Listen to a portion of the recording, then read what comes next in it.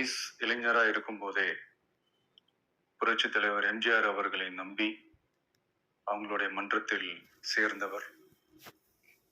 அந்த சின்ன வயசுலயே எம்எல்ஏ என்ற ஒரு பெரிய பொறுப்பை ஏற்றவர்.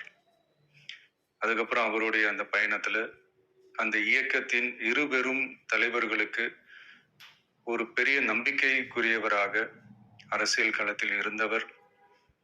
இப்படி 50 வருஷமா ஒரே இயக்கத்தில் இருந்த அண்ணன் செங்கோட்டையன் அவர்கள் இன்னைக்கு அவங்களுடைய அரசியல் அனுபவமும் அவங்களுடைய அந்த அரசியல் களப்பணியும் நம்மளுடைய தமிழக வெற்றி கழகத்திற்கு ஒரு பெரிய உறுதுணையாக இருக்கும் என்ற நம்பிக்கையுடன் இன்னைக்கு அவங்களுக்கும் அவங்களோட இணைந்து பணியாற்ற நம்மளோடு கைகோர்க்கும் அனைவருக்கும் மக்கள் பணியாற்ற வரவேற்கிறேன்.